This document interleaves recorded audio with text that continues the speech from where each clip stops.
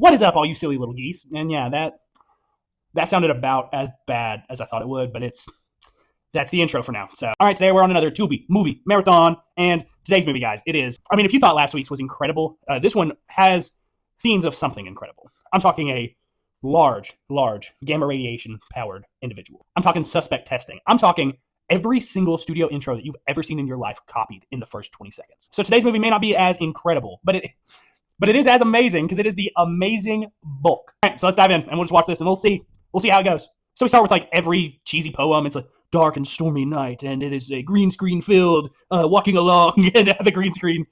Oh, I forgot about the green screens. The green screens, guys, are comically bad. And look at this rain, this CGI rain. If you thought our water last week was bad, just wait. But dark, stormy night, and we have a woman who, you can probably guess her. You probably guess her occupation. She's walking along, takes a wrong turn down the wrong alley. So she gets spooked by something that's clearly not the robber, and the robber, in like a state of panic, gives a little like boop boop, where we get our first view of the Incredible Hulk. And look at him! Oh my!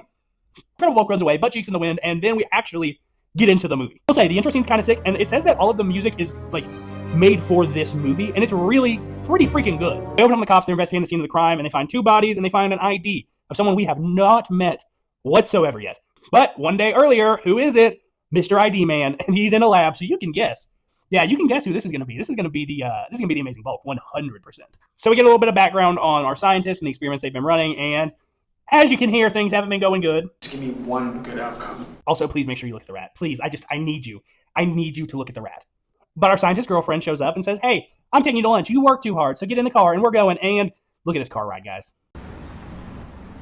Look, I'm sorry about earlier. Takes him to the park, and we get what is maybe the worst use of green screen I've ever seen in my life. Because you could go to a park. You can film at a park. Like, there is no restrictions there. I don't think, at least. I don't know. But, I mean, you can at least get a scene done. But they, for whatever reason, chose, we are going to go and do a green screen park and run in place for 5 minutes. And that's going to be our park scene.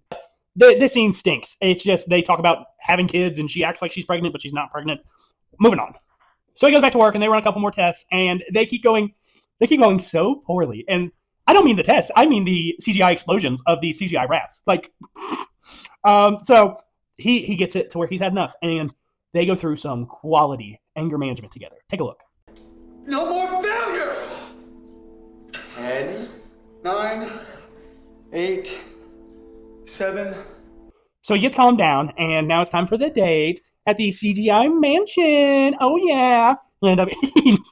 And also, he has the deadest flowers I've ever seen. So, like, men, listen up. If you're going to show up, and he also has now said he's going to propose tonight, or he's going to ask for permission to propose, and don't bring dead flowers. That's so much worse than no flowers at all. So he meets with her father to ask for permission, who is also the general who is funding his science project, because how else are you going to afford a CGI mansion like this? The general adamantly says no. It is the most harsh put down I've ever seen. But most important thing about this part is when we were watching it, we are 90% sure that they have dubbed over his lines in this movie. So, like, watch this and let me know if you agree. Actually, no, it's not about the experiment. It's about the... Wait.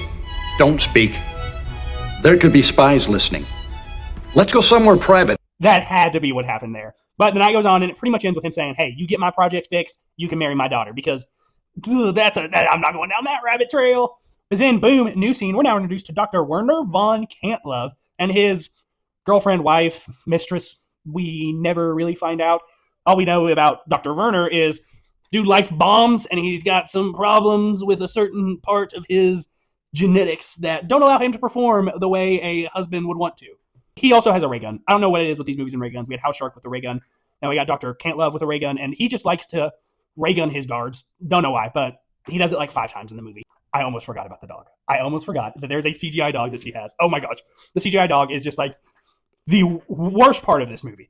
He will randomly show up and just be the worst distraction in the entire film. Little Dr. Cantlove's mistress, wife, girlfriend, don't know. She's, so bummed that he can't perform. So what's he do to make it up for her? You know his other favorite thing. I know his other favorite thing. He's gonna drop a bunch of bombs. I mean, this is 20 minutes in. We are 24 minutes into the movie, and this villain has bombed every historic landmark in the United States and pretty much the world. So you think we're going to go back to our main characters and see them kind of dealing with the downfall and the distress of, Dr. Cantlove's giant explosions he's just sent all over the world. No, they're at the fair. So they're at a fair on the date, and then the date ends, so they get on the subway. And while they're on the subway, they're robbed, which, that happens. But the weirdest part about this entire robbery is he gives him, the wallet. He takes his engagement ring because he was going to propose that night. Don't forget about that. But then the robber runs away. And what's weird about that is it's an empty subway. He runs away on an empty subway where, you can go get him. Or you could, go stand by him so that when you get off the subway, you can tell everyone waiting to get on the subway, hey, this guy robbed me. Let's not let him, run away. The night all but ruined now. Hank goes back to work and is like, I'm going to at least try and make this thing happen. So we get test, bad CGI explosion, test, bad CGI explosion, test. Eureka! He did it. And what would you do? As soon as you finally get this test right that you've been trying for years. Well, I bet you and Frank weren't thinking the same thing because Frank's immediate thought is, okay, I need to jab myself in the arm with this. I mean, you've seen movies before. You know what's going to happen.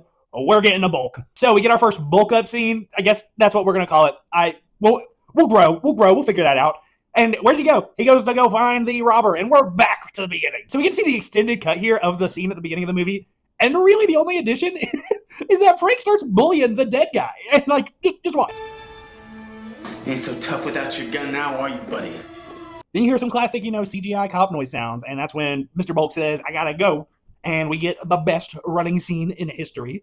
Next, we get a scene with our antagonist, the guy who set off all the bombs that nobody has said a thing, and nobody will say a thing about these. They never come back up.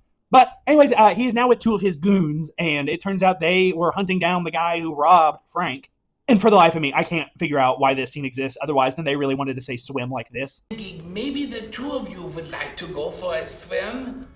So, get your swimming trunks on. And so the cops find Frank's wallet and go, check out on Frank because it was the only information they had from a, double homicide.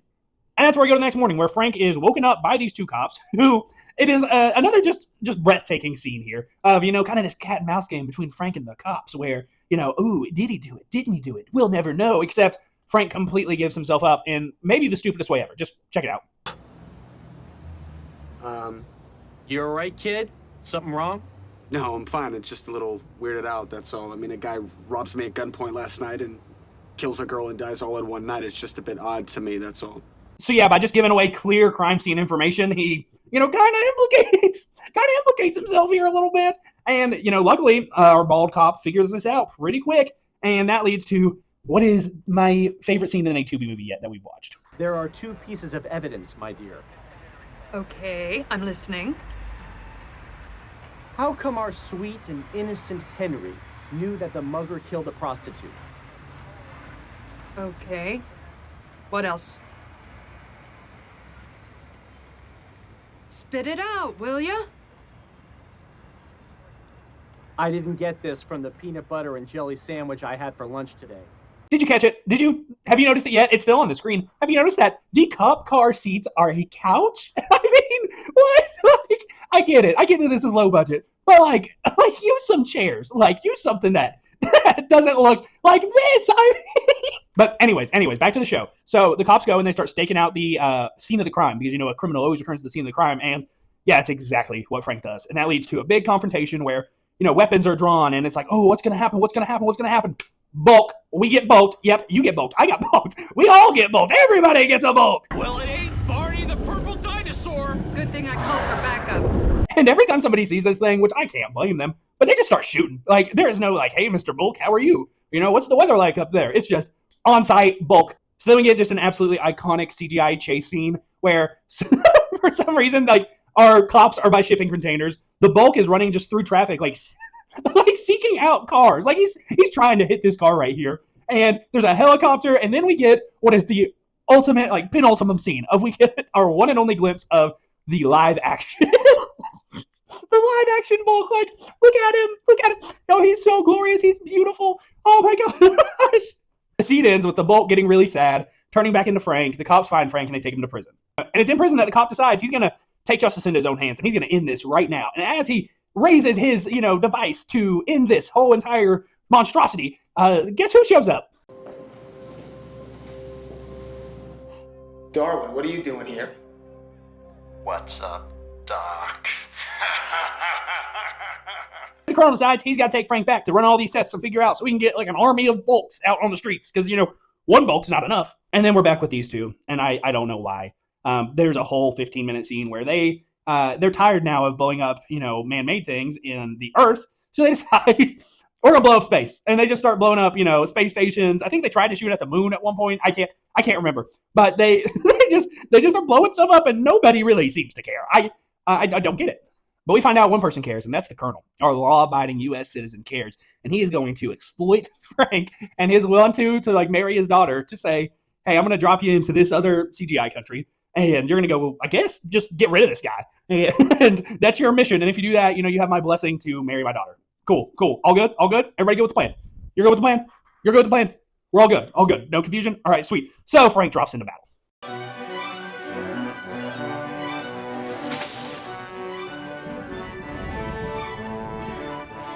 For whatever reason, he drops into like the spookiest looking area ever when everything else has looked like all like sunshine and rainbows. So I guess they had to drop him in like the next town over because like I guess you don't want to get too close to a man who's trigger happy with nuclear devices. There's also a weird scene here where the villain lands a monkey on the moon, and they never really explain why that happens. We get another cinematic montage of Frank running through various scenes, and this is where he arrives at the castle and he's having performance issues, and he can't bulk it up. And so what's he do? He says, okay, it's time to release the secret weapon. And he just pulls out a picture of the Colonel, and just instantly that gets his bulk going. And so he bulks up and he starts charging at the castle, and the guards are a little too chill about it. And so he just pretty much runs them over and just, he gets in. He first stumbles upon the evil princess, and it's a fascinatingly weird scene, and I just have to show it. So just watch. Bumblebee, where are you? I think I've gone blind. Is that you, baby? That's where you've been spending your free time. At the gym. I love it! I mean, that's crazy. But while that's happening, Dr. Caleb finds out Frank's there, and he's bulked out, and, he's a little jealous that he's bulked out. But, sorry. But he decides, hey, it's time to run, it's time to get out, and he now has a, alien that follows him around that's not been seen once in this movie. And, just doesn't really do anything. Doesn't add anything to the plot whatsoever, but he's there just for, the background chases. We also get this shot of the CGI dog and this CGI, goblin in a tunnel. And, again, not touched again, never explained, and don't even know who the goblin is, don't even know how the dog knew to go to the goblin.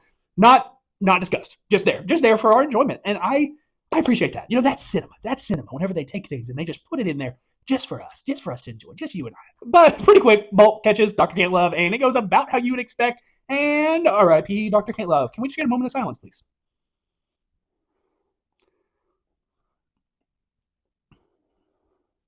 All right, moving on. So Frank walks out, and he is stoked. And he calls, the Colonel. He's like, hey, it's done. It's over. We freaking did it. I can't wait to come home. Can't wait to marry your daughter. And, uh-oh. So our big twist of the movie comes with about 5 minutes left, where we find out that Dr. Cantlove was actually funding the Colonel's project. The Colonel, from what I can tell, pretty much has no association with the actual military or government. And he now is going to kind of, tie all, the strings or whatever that saying is. I don't remember. But he's going to, tie up loose ends. There it is. There. Yep. Big brain. And sorry. But he's now got to, he's got to eliminate Frank. And so he just starts pretty much, taking the Cantlove method. And the Cantlove method is, what's that? Yeah, he's just going to drop a bunch of bombs on.